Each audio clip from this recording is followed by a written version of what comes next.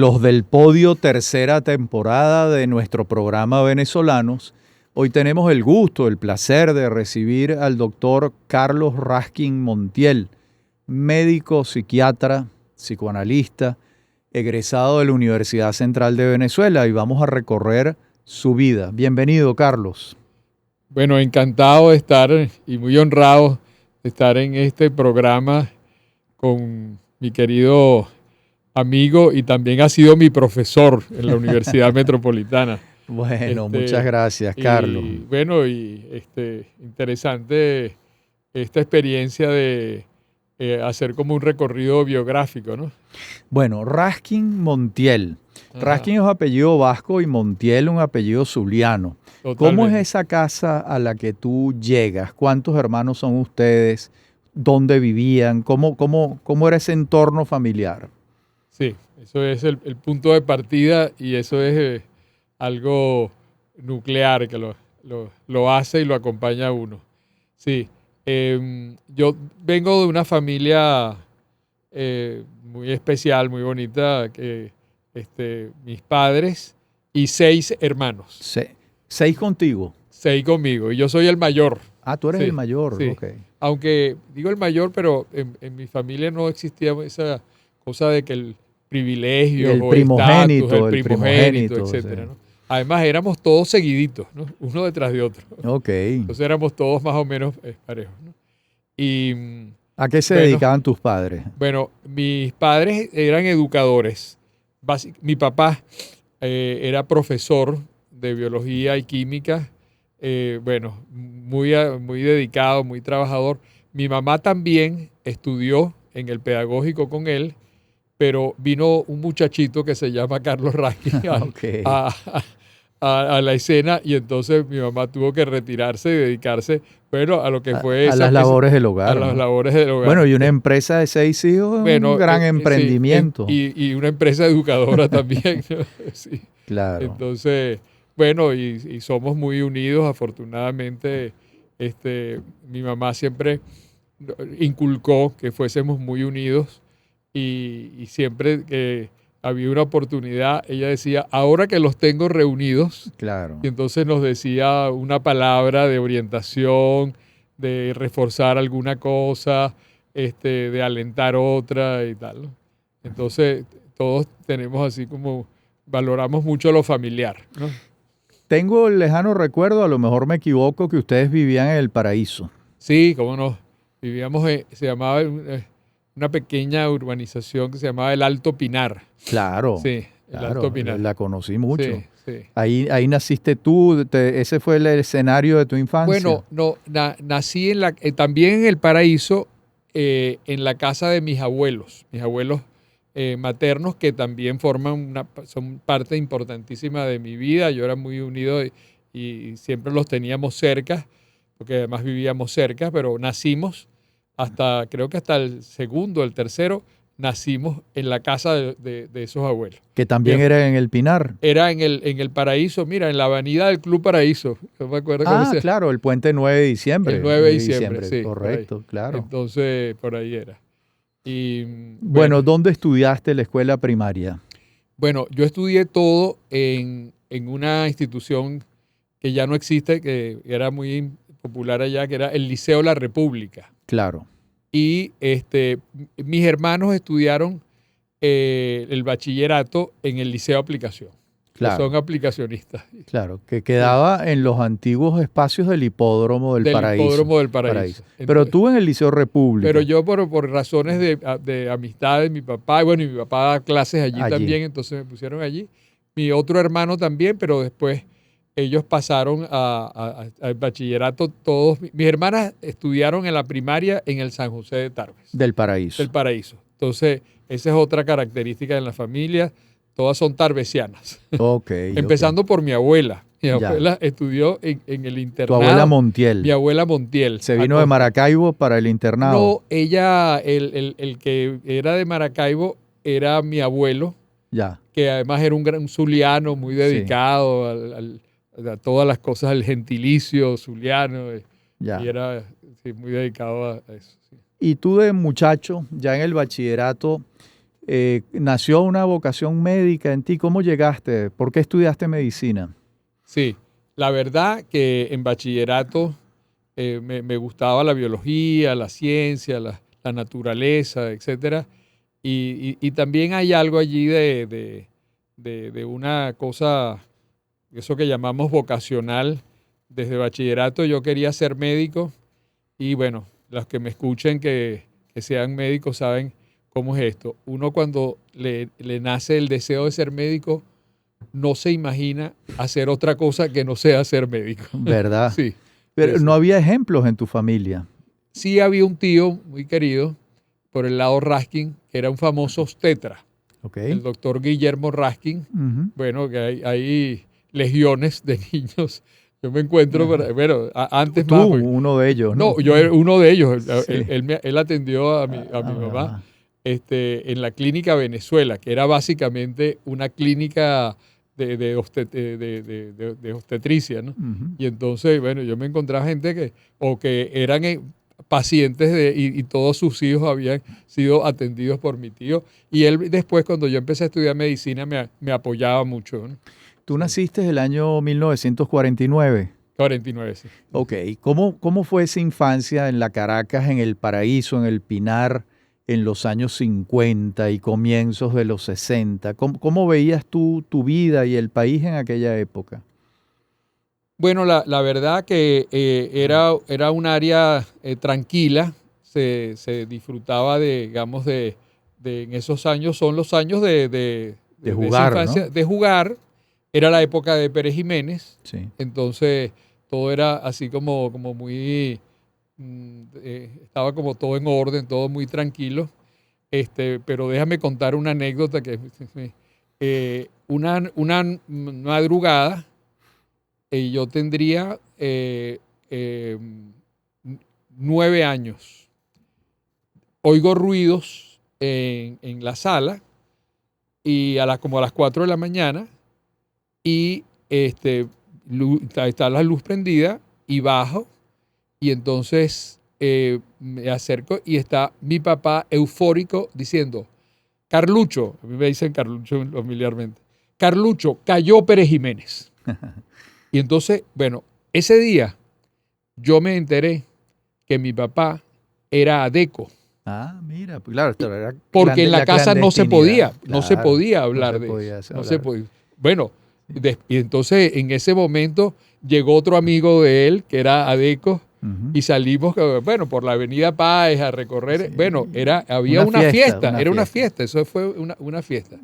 Entonces, bueno, y bueno, desde entonces no se dejó de hablar de política en mi casa. Muy bien. Sí, Entonces, bueno, egresas como bachiller en el Liceo República y tocas las puertas de la Universidad Central de Venezuela. sí, Te admitieron fácilmente, presentaste un examen de admisión. ¿Existía en esa época el problema del cupo universitario? había, sí, había. Bueno, nunca lo digo, pero la verdad que no entré en el primer intento. Muy Entré, bien, entré en el segundo intento muy bien. y fui a estudiar en la Escuela Vargas, Ok. ¿no? La Escuela Vargas tenía mucho prestigio porque tenía un programa de estudios tomado de Stanford, entonces era todas las materias más integradas, era un grupo, entrábamos 400, Ok. entonces 100 íbamos a la Vargas y 300 iban a la Racetti, Sí. está bien, Que era en el clínico. en el hospital universitario, Universitario. el clínico universitario.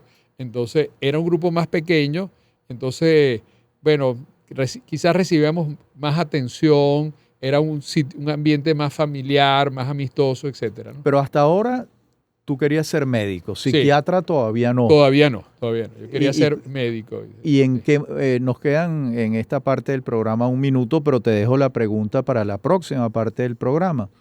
¿En qué momento de tus estudios de medicina dijiste me voy a especializar como psiquiatra? O si dudaste No, entre una lo disciplina. tengo clarísimo. Mira, estaba en tercer año. Allá en el Vargas nos daban psicología médica, los psiquiatras del servicio de Sí. psiquiatría nos daban desde primer año psicología médica y nos hablaban de entonces de los problemas y me encantaba aquello. Claro. Cuando llego a tercer año, yo digo, no, a mí lo que me gusta es la psiquiatría. Sí. Entonces le digo a el jefe de la cátedra, mi profesor, el doctor Otolima Gómez. Claro, Bueno, una eminencia una médica. eminencia, que además era un gran, digamos, promotor de la medicina psicosomática. Murió hace poco. Hace poquito. Nonagenario. Bueno, sí, y estaba muy bien, Muy lúcido y lúcido, todo. sí. Y le digo, mire, doctor, ¿sabe una cosa? Yo quiero ser psiquiatra. Entonces él me dice, muy bien, Raskin, esa es una especialidad muy bonita, pero primero sea médico. Entonces, Bueno, en la próxima parte del programa seguimos en eso. seguimos hablando del doctor Otto Lima Gómez y tu decisión de ser psiquiatra. Ya regresamos.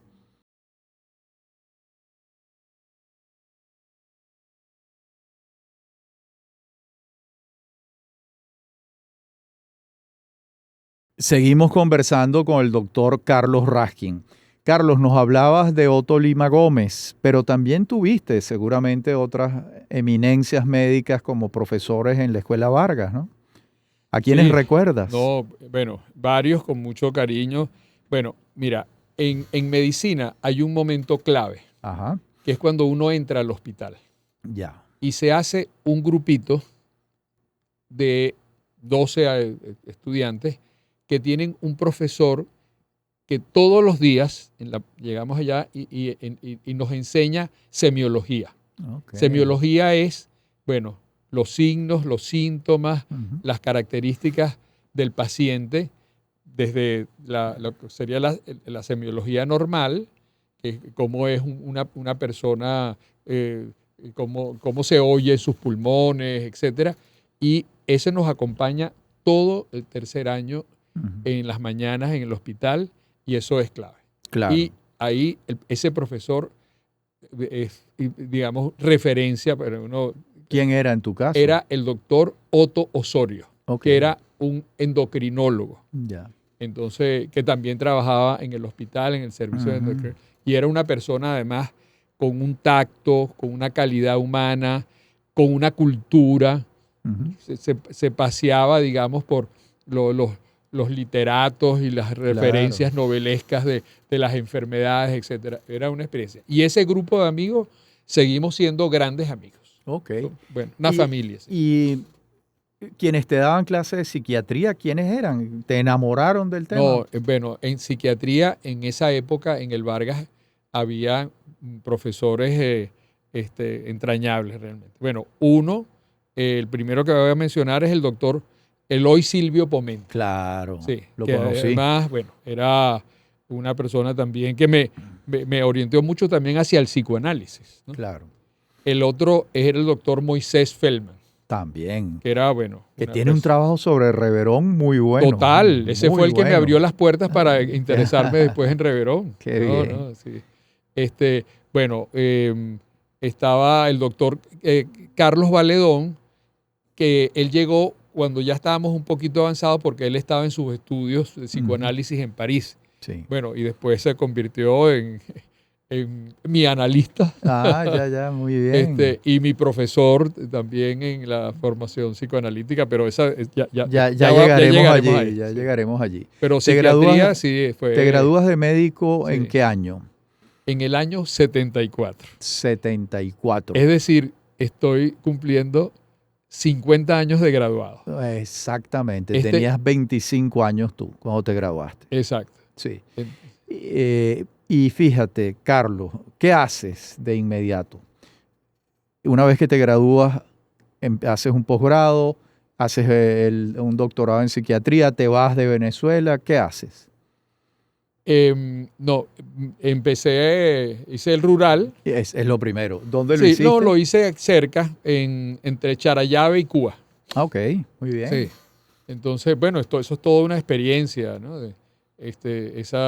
Bueno, estar uno, no, había, había una manera de hacer el rural que era heroica, ¿no? Que era el médico rural de un pueblito pequeño donde está el médico solo con alguna enfermera, Wow, un sí. asistente. Entonces, pero esos se fueron reduciendo y cerca de Caracas habían centros de salud en donde había un equipo de médicos, Ya, ¿no? y tú Y estabas en entonces uno ahí de esos. había, tanto en Charallave como en Cuba había ese servicio más ampliado. Y entonces, pero bueno, ahí uno tenía que echarle Echar para pichón adelante. a todo, a todo. A todo. Sí, parturientas, accidentes, consulta de niños, de embarazadas, hacía de todo. Terminaste el rural y ¿qué hiciste? No, inmediatamente me fui para psiquiatría. Te fuiste a psiquiatría. Sí, sí. ¿Dónde la Sí. cursaste? Allá también en el Hospital Vargas. En el Vargas. En el Vargas. Porque se sí. puede cursar también en la Racetti. Sí, cómo no. Ya. Sí. En esa época habían 5 posgrados Ujú. en Caracas. Había el del Vargas, que era heredero del el primero que hubo, que era en el hospital psiquiátrico del manicomio, Claro, del IDICE, del del IDICE, IDICE, ¿no? sí. Pero después, bueno, en paralelo había servicio de psiquiatría en el hospital universitario, Ujú. en el hospital militar, en donde estaba el doctor Fernando Rísquez. Sí. Sí. Que yo fui alumno clandestino del doctor Rísquez, Sí. porque amigas mías, estudiantes de psicología, me hablaban de sus clases, ¿no? Claro, que él daba Sí. unas clases Exacto. espectaculares, ¿no? Entonces, una de esas amigas fue mi primera esposa, Ya. Gladys Michelena, Ya. que era psicóloga de la Católica, y me hablaba también de las clases del doctor Rísquez. Y En la entonces, Católica. en sí. la Católica, entonces que yo iba coleado como oyente, pues, muchas veces a las clases del doctor Rísquez. Pero a mí no me gustaba la idea del hospital militar para estudiar. Ok, claro. En esa época Sí. teníamos cierto recelo hacia los Pero militares. fíjate que Rísquez no. En cambio, no, Rísquez y no. Rísquez era asimilado. Asimila, creo Bueno, que era coronel, ¿no? Llegó el equivalente El a coronel. equivalente, sí. Bueno, pero él también era profesor en el hospital universitario, en las dos partes, Ya. y después fue jefe de cátedra de psiquiatría allá en el hospital militar, en el hospital universitario. Cuando tú te doctoras de psiquiatra, la tendencia que había en el Vargas, me estás hablando del doctor Rísquez, era, digamos, ortodoxa, freudiana. ¿Cómo eran esos estudios? Mira, había mucha psiquiatría. En el Vargas era mucha psiquiatría tradicional, médica. Claro. ¿no? Pero los que te mencioné tenían, digamos, una inclinación por el psicoanálisis. Bueno, los 3.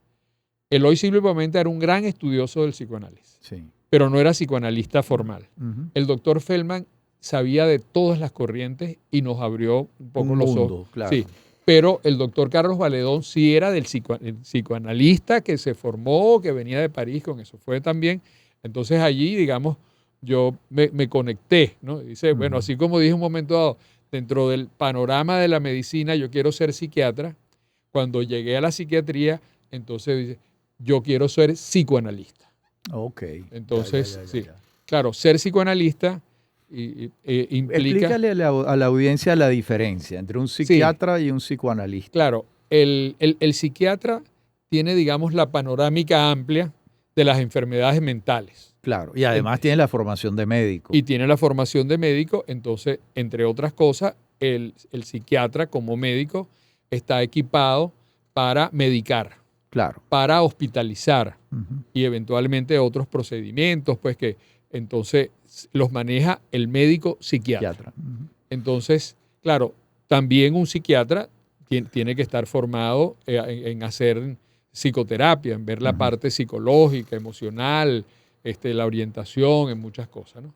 Ahora, hay especialidades dentro de la psicoterapia, ¿no? Muy bien. Quizás la más rigurosa, la más sistemática es la de el psicoanálisis, ¿no? Okay. A mi manera de ver, ¿no? Hay otras, corrientes Gestalt, etcétera, pero aparte de esa, y en esa corriente me monté yo, bueno. Y dentro del psicoanálisis, a su vez, hay distintas ramas, distintas concepciones, ¿no? Hay ramas y hay muchos autores importantes que hay que recorrerlos todos, empezando por Freud. Claro, empezando por el padre del asunto, sí, ¿no? sí. Pues bueno, hay, y en la formación, por lo menos en nuestro grupo, en nuestra sociedad, se ven los principales autores, ¿no? ¿Qué serían quiénes, Carlos? Bueno, que van además pasando. De Freud. Porque, bueno, Freud, después vendría Melanie Klein. Claro. Que también que está dentro del ámbito de los los psicoanalistas formados en la corriente de Freud, y después viene una sucesión de post-kleinianos, post-freudianos, incluyendo al famoso Lacan, Claro. que nosotros también lo estudiamos. Ya. Sí. Ustedes ya estudiaron a Lacan. Sí, nosotros en nuestro programa está también un autor francés, Claro. moderno, importante. ¿A Jung lo estudiaban? Poco. ¿Por qué? Bueno, yo creo, yo no te podría decir una razón exacta, pero Sí. Freud y Jung Se pelearon. Era una ruptura hasta entonces violenta. Ahora, uno lee los libros iniciales de Jung, que son muy buenos. A mí me encanta, yo soy muy lector y me gustan unas propuestas de los arquetipos, del inconsciente colectivo. Eso da que pensar, ¿no? Sí. Claro. Y soy muy amigo de los junguianos. Son gente encantadora. Sí. Ahora es importante porque lo que estás diciendo, porque tú vas a un psiquiatra, psicoanalista, y dependiendo de quién escoges, vas a tener una orientación u otra, ¿no? Eso incide en algo. Bueno, quizás en ese momento ya uno tiene como sus preferencias. Cuando uno acude a claro, uno, cuando ya va, porque bueno, ya está grande. Claro. Entonces, bueno, me gusta tanto la corriente, la escuela, la personalidad, ¿no? Claro. Entonces...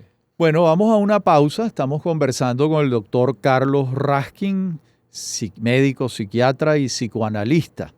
Y ya regresamos.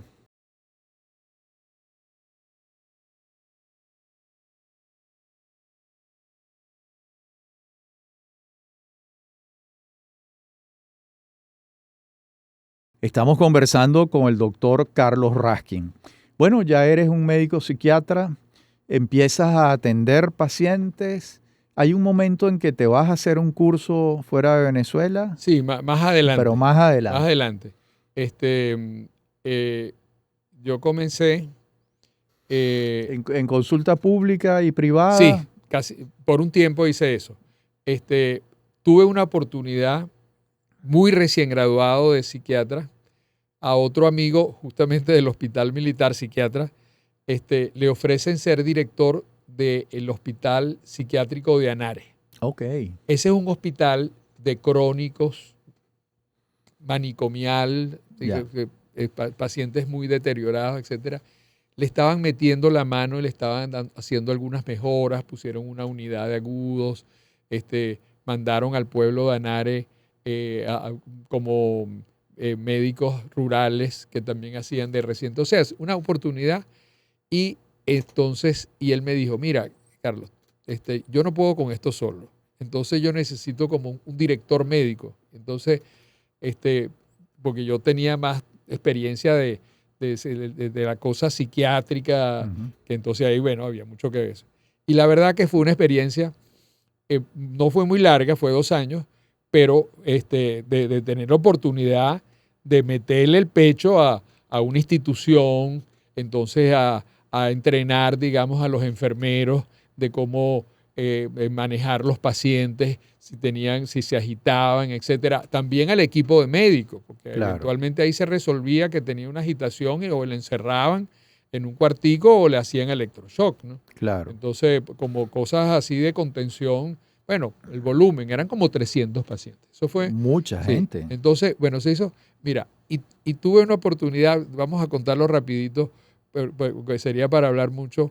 Una gran amiga, Ana Cristina Enríquez, que era cineasta en sus comienzos, me dijo, Carlos, vamos a hacer una película, vamos a hacer un documental sobre eso, ¿no? Me lo había dicho de antes, pero eso era una quimera, porque los hospitales psiquiátricos son muy cerrados y muy herméticos. Bueno, porque es un lado, digamos, difícil duro, de la difícil vida, de la vida, de la sociedad. Sí. Entonces se guarda. Entonces, bueno, tuve que hablar hasta con el ministro de Sanidad para garantizarle que aquello iba a ser una cosa seria, que no iba a ser y entonces, bueno, le hicimos, hizo una película, eso le llaman docufiction. Sí.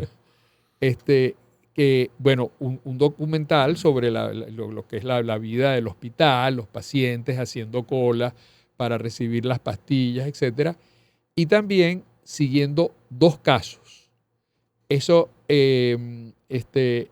pero la película termina en que los pacientes muy deteriorados, bueno, ella los llevó, ella y quien era su partner, Julián, pusieron a los pacientes a representar Prometeo encadenado. Imagínate. Y se aprendía, claro, resumido, etcétera, pero además te podrás imaginar Prometeo encadenado en una de esas rocas espectaculares de la costa de Naiguatá. Imagínate, porque es Anare. Anare, en esa zona. Bueno, es una película de 29 minutos en donde, bueno, y entonces toda la tragedia de Prometeo que desemboca en Pandora. Ajá. Entonces Zeus, bueno, y Pandora Ulises, y ahí termina. Ulises, sí. Bueno, entonces, bueno, eso fue, y todo eso pasó en ese hospital, ¿no? Imagínate. Entonces, en esa, bueno, después, por cuestiones, aprensiones de cosas de poder, etcétera, entonces dijeron, mira, yo me fui antes de que decidieran, eres un poco riesgoso que haya, se estén moviendo muchos asuntos allí. Entonces me retiré.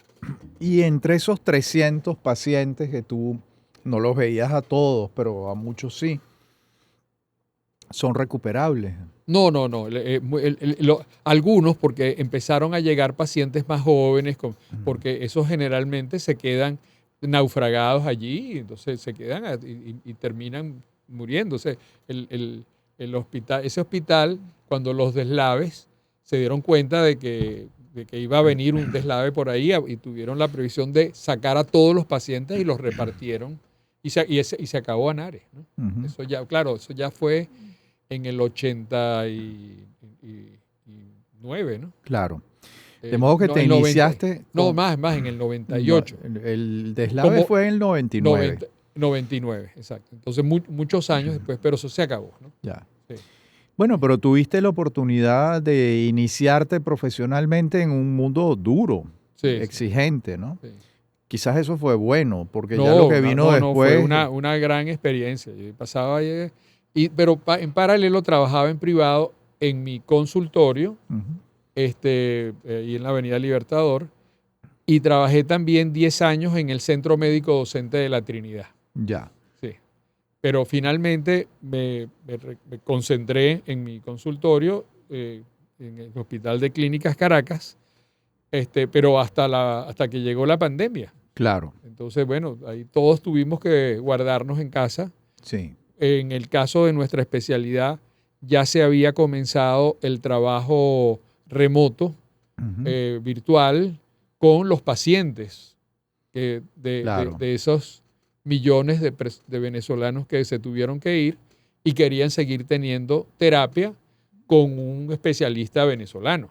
Claro. Y entonces, bueno, pero te viniste muy hacia nuestros días. Acá. Pero hay un momento en que te vas a estudiar afuera.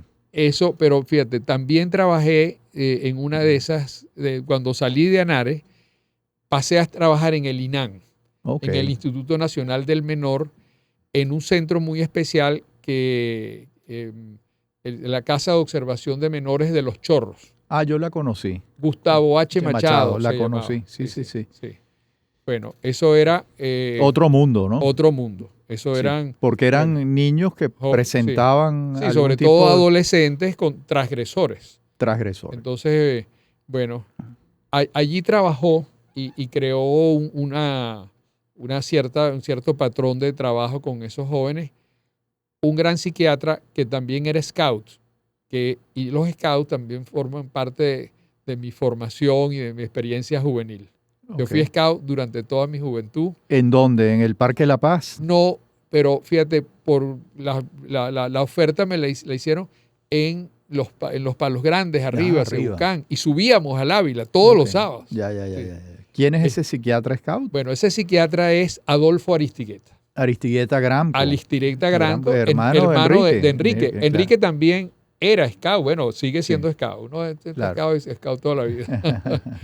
Entonces, él organizó con el sistema de patrullas que los muchachos trabajaran en equipo, se les diera responsabilidad, etcétera. Yo llegué después, pero yo conocía de eso. Ya. Y bueno, trabajé ahí 5 años y bueno, un trabajo ahí también metiéndole el pecho a trabajar todos los días con jóvenes con problemas gravísimos. Pues Claro. eso es una ventana a las calamidades y sufrimientos y tragedias del país absolutas, ¿no? Por supuesto. Por cierto, María Corina Ujú. Machado Sí. Su mamá trabajó ahí. trabajó allí, había un proyecto. Atenea, el proyecto Atenea. Exacto. Sí. Y María Corina iba ahí y yo la vi hace unos años hablar de esa experiencia. Y yo ¿Cómo estoy no? seguro que esa fue la ventana De que su puso vocación pública. de conectarse con el país, Es con muy el sufrimiento, posible. con los problemas y tal. muy Porque ella lo posible. dijo y además, porque fue mi Sí. experiencia, eso fue para mí, Claro. bueno, revelador y de una conexión pues con Claro, con sí, ese mundo. sí. Ahora, Carlos, desde el punto de vista psiquiátrico, yo supongo que hay que distinguir entre la enfermedad mental y los trastornos, ¿no? Es decir, son distintos niveles de gravedad, distintos tratamientos. ¿Es así?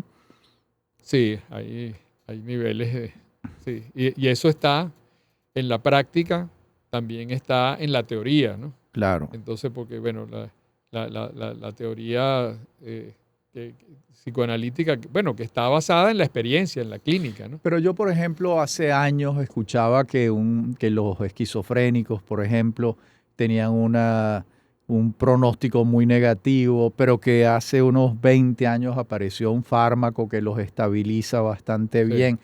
Mi pregunta va orientada a lo siguiente. Los avances en la investigación médica y biomédica con la producción de fármacos han contribuido mucho en la mejora de los pacientes desde que tú comenzaste a ejercer hace 50 años y hasta el sol de hoy. Sí, sí. Eso es indiscutible, ¿no? Sí. El aporte de la psicofarmacología ha cambiado, bueno, al punto de que esto que estaba hablando, los hospitales psiquiátricos se han ido reduciendo en su volumen y todo, sobre todo esos de pacientes crónicos, de pacientes Claro. que ya se llamaban crónicos, ¿no? Ujú. Entonces, porque con las medicaciones nuevas, entonces los pacientes se pueden tratar más rápido, Ujú. reducir más la sintomatología, ya esos pacientes que eran de alguna forma excluidos, ¿no? Claro, Sí, eran sí. unos parias de la Unos sociedad. sí, eran incómodos. Pero y estás sí, dándole sí, a la audiencia una gran noticia. O sea, tú sí, estás diciendo que los manicomios se han reducido, que los sí, fármacos han sí, contribuido. No, son grandes noticias sí, de avances porque médicos, ¿no? sí. Claro, todavía hay hospitalizaciones, se Sí, claro. utilizan, pero en periodos más cortos, que llamamos agudos, más breves, etcétera. Entonces, porque, bueno, los pacientes entonces pueden ser, digamos, atendidos en los hogares, etcétera, y, y es viable. Claro. Entonces, los avances con los antipsicóticos, los antidepresivos, bueno, también, digamos, ha sido una revolución los antidepresivos, ¿no? Sí, El Prozac ya existían de antes, ¿no? claro. Pero se han perfeccionado porque era un antidepresivo era una medicina muy delicada de atender, Ya. era complicada tomar, muchos efectos Y secundarios. hoy en día no. Entonces, hoy en día te toma una pastilla Ujú. y, y- y tiene un efecto más rápido. Claro, yo pienso que en todos los pacientes que tienen dolencias de mucho sufrimiento, de mucha crisis, de mucha desadaptación, es importante lo que yo llamo un tratamiento combinado. Claro. Entonces, que es, digamos, el recurso de los psicofármacos, pero también el recurso de la Del- psicoterapia. De la Porque, psicoterapia. digamos, una persona no es solamente Químico. exacto, no son solamente, no es neurotransmisores solamente. Claro. Pues, bueno, hay cosas que están genéticamente a lo mejor predispuestas a que haya ciertos, pero la persona tiene una historia Claro. tiene inconsciente, tiene conflictos, tiene oportunidades o las pierde, etcétera. Entonces, todo eso hay que trabajarlo, ¿no? Bueno, en la última parte del programa estamos conversando con el doctor Carlos Raskin. Te propongo que hablemos de una de las enfermedades contemporáneas, que es la depresión y cómo se avanza en un cuadro depresivo. Antes se llamaba un cuadro melancólico, que era, por ejemplo, lo que padecía Felipe V, uno de los monarcas españoles, se sumía en grandes melancolías y el reino de España empezaba a dar tumbos y a tener crisis muy, muy severas. Ya regresamos en esta conversación con el doctor Carlos Raskin.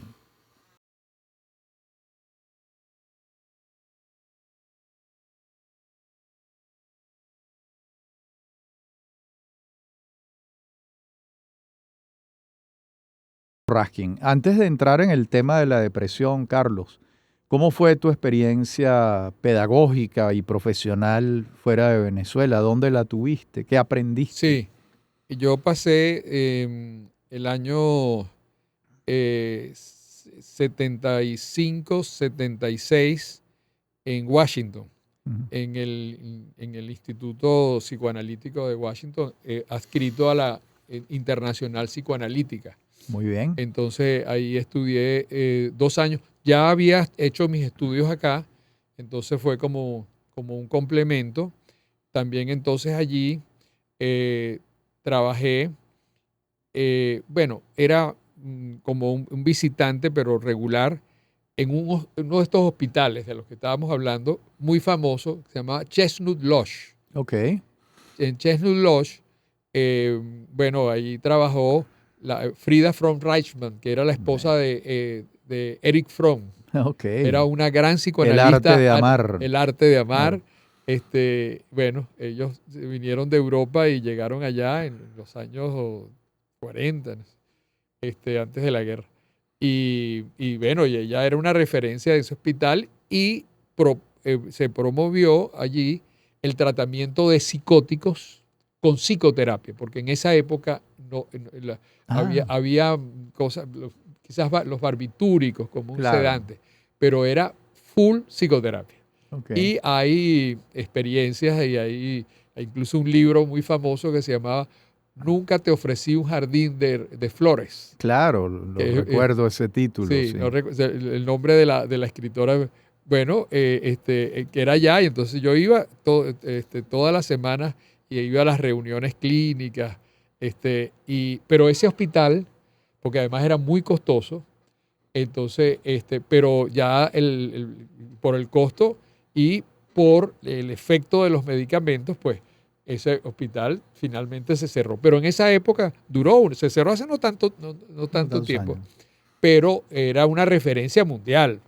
Claro. Ahí iban a dar las reuniones anuales de allí. Yo, por cierto, presenté allí el trabajo de Reverón, Ah, que mira era, tú. era un psicótico artista excepcional, fue Claro. realmente, y fue parte de esa experiencia de Washington. Fíjate, las enfermedades mentales o los trastornos, no sé cómo llamarlos, tienen que ver con el tiempo que se vive. Yo estaba en estos días leyendo cómo se trataba la histeria en el siglo XIX, ¿no? Claro. Que por lo general la padecían más las mujeres y hoy en día pareciera como un tema sexual que padecían ellas, ¿no? Y uno pudiera decir, bueno, coincide con el romanticismo del siglo XIX. En nuestros tiempos, ¿cuál dirías tú que viene siendo la enfermedad de nuestro tiempo?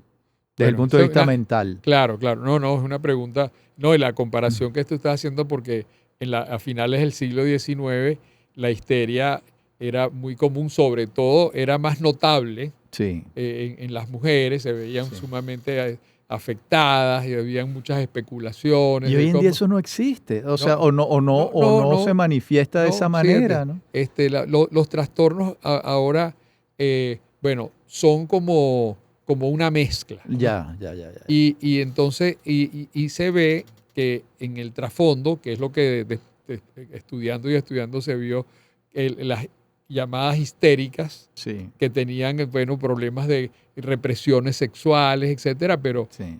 si se estudiaron con más cuidado, se ve que había más historia y otros conflictos y otros problemas que no solamente la angustia sexual, sino también el funcionamiento, la estructuración de la personalidad, que es lo que hoy en Claro. día se puede ver y abordar y trabajar con más claridad, ¿no? Los Ajá. tra- la persona que sí, que tiene ansiedad. Sí. Entonces, bueno, había una clasificación. Incluso déjame Sí, interrumpirte. sí, En la generación del 28 en Venezuela, en los años 30, 40, y creo que en el mundo occidental, la angustia era una palabra que te acabas de hablar de la sí, ansiedad. sí. La angustia era el signo de los tiempos. Incluso un poeta venezolano, Pablo Rojas Guardia, escribió un verso que se hizo muy famoso: amanecimos sobre la palabra angustia. Hoy en día, bueno, la angustia ya no es, digamos, son otros Sí, temas. Por eso te sí, digo, los tiempos históricos tienen como unas expresiones de trastornos, de afectaciones psicológicas, ¿no? sí. Yo diría, mira, bueno, poniendo así en esa pregunta, ¿cuál es la dolencia? Mira, hay mucha problemática de lograr el encuentro, la conexión, la comunicación y estabilizar Ya. las relaciones, ¿no? Ok, las Es, relaciones las personales, relaciones personales, personales, o sea, sí, afectivas. afectivas, Estás hablando de las y parejas, estás hablando de la parejas, en la familia. familia. Ya. Entonces, bueno, y la otra cara es la soledad, La soledad. la soledad. Sí. Hay y curiosamente, con tantas eh, innovaciones que facilitan la comunicación, bueno, WhatsApp, qué cosa más comunicante que es. Pero eso, por supuesto, no ayuda, pues, en toda esta dispersión en que están nuestras familias. Es una bendición tener Claro. recursos de WhatsApp, pero la problemática de lograr ese encuentro, ese arreglo, esa cosa. Claro, esto es un problema, digamos, histórico, ¿no? Sí. Universal, pero yo diría que ahorita, por una serie de razones que conspiran con eso que además es un anhelo y es una necesidad también universal, ¿no? Pero pareciera un tema del mundo desarrollado. En Inglaterra, en Gran Bretaña, se creó el Ministerio de la Soledad, porque el gobierno británico considera que la soledad es un problema de salud pública. Mm, Y se ha creado, eso lo creó Theresa May, y se creó un Ministerio de la Soledad con empleados y organizaciones para asistir a las personas solitarias, que en su mayoría son ancianos, mm, que ahí viene el otro tema, ¿no? Y que tienen poco roce social, porque entiendo yo que está bastante demostrado que vivir en soledad absoluta no forma parte de la sanidad mental, de la salud del ser humano, es así. sí, sí, ese capítulo que estás tocando de la soledad De los de los ancianos. ancianos es terrible. Sí. Este, mm, sí, eh, hay instituciones, ¿no? Que eventualmente puede llegar, pero no, eso no se ha desarrollado, o sea, bueno, y cuesta, porque entonces termina, yo no sé qué estadísticas de esto, pero me llama la atención eso, dice, porque debe haber, sobre todo en los países desarrollados, donde Estadísticas, claro. la gente joven entonces emprende y sale del hogar y entonces esos padres que se van envejeciendo, Se van entonces quedando quedan solos. en una soledad terrible, ¿no? Sí. Y de vacíos, riesgos. eh, Y entonces, todo eso se mezclaría, la soledad con la tristeza, con la melancolía. Eso es un cuadro, pudiera ser un cuadro depresivo. Te pregunto, ¿un cuadro depresivo profundo llega a inmovilizar a la persona? bueno, pero eso a cualquier edad. Claro. Sí, sí. a cualquier edad. Sí. Entonces, bueno, la otra cosa es que la gente entienda que es importante buscar ayuda. Eso es muy importante, ¿no? Buscar ayuda, sí. Sí. Y entonces, y ver que vale la pena buscar ayuda a tiempo. Buscar ayuda, los jóvenes, la adolescencia. Es muy fácil que haya situaciones en personas, en familias estables y digamos, y con éxitos y bien encaminadas, pero hay crisis en donde es importante atenderlos porque de repente se cocina una situación que si no se le llega, entonces la puede arrastrar y entonces traer graves calamidades a mediano plazo, ¿no? Entonces, cuando un muchacho mira, llévalo a terapia porque aunque no parezca grave, eso va a ser una experiencia de importante para él. Sí, que enfrentar una calamidad, un conflicto, una separación, un fracaso, una frustración, y entonces los síntomas que acarrea, bueno, aparte del apoyo familiar, pero los papás no pueden ser terapeutas. Claro. Sí, sí. Bueno, muchísimas gracias al doctor Carlos Raskin por esta entrevista Sí. tan esclarecedora de una vida ya de 50 años de ejercicio profesional como Mira, déjame psiquiatra. lo de los 50 años. El viernes, este viernes, Sí. vamos a estar mis compañeros de promoción, que son los de medicina, pero los de la Universidad Central, Muy bien. que cumplimos 50 años. Entonces hay un acto donde nos vamos a encontrar todos los cincuentañeros de graduados en el aula magna. Y entonces, excelente. Una gran alegría. Una gran alegría, sí. Bueno, muchísimas gracias por esta entrevista. Nosotros nos despedimos hasta la semana que viene en esta temporada tercera de Los del Podio. Hasta nuestro próximo encuentro.